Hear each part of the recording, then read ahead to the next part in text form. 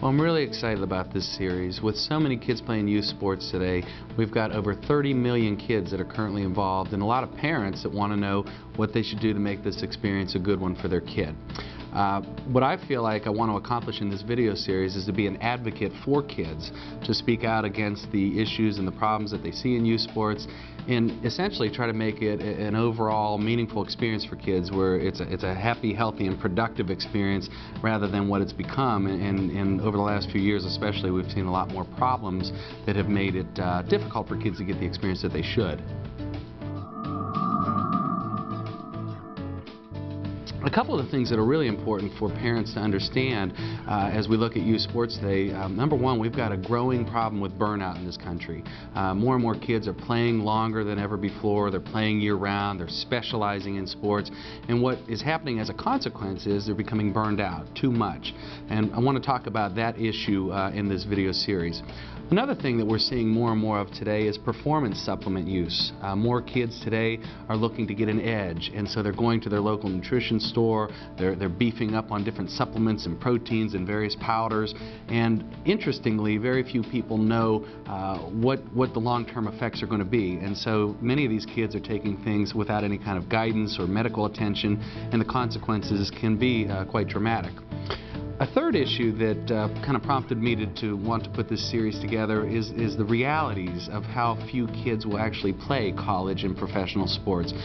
In my day in, day out travels talking to parents, I find that many parents believe that if they just put their kid into some kind of a premier league or a travel league or get a little bit of special training on the side, that he or she will have a great opportunity to get a full ride opportunity for a college scholarship.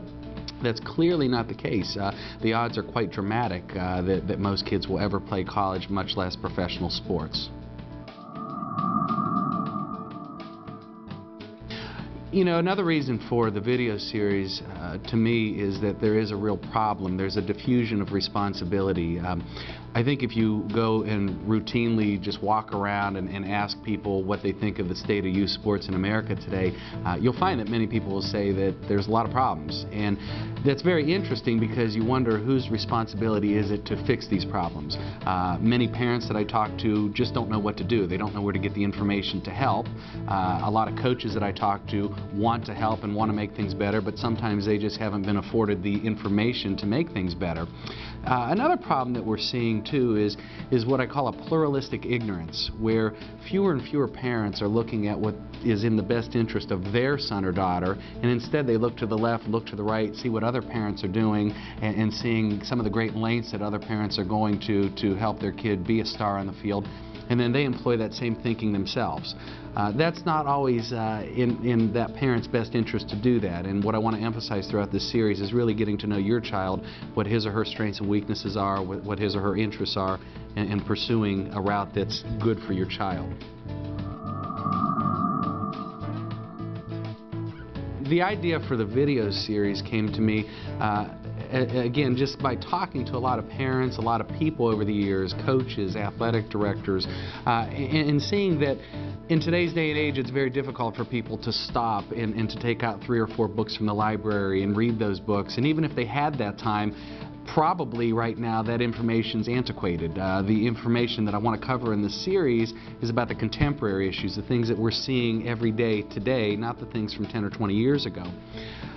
I know that there are also seminars out there nationwide that people can go to, but again, time, money, it just doesn't seem to be as convenient for people to take time off their schedule and to pay sometimes hundreds of dollars to attend these kinds of things. So hopefully this video series will provide people very quick, to-the-point answers, and most importantly, applied information that they can use immediately. Why people should listen to me, I've worked with a lot of different athletes from all different ages and skill levels, from professional and Olympic level all the way down to youth level. I've worked in schools, I've worked in community and youth leagues. I've seen a lot of different issues because of these experiences.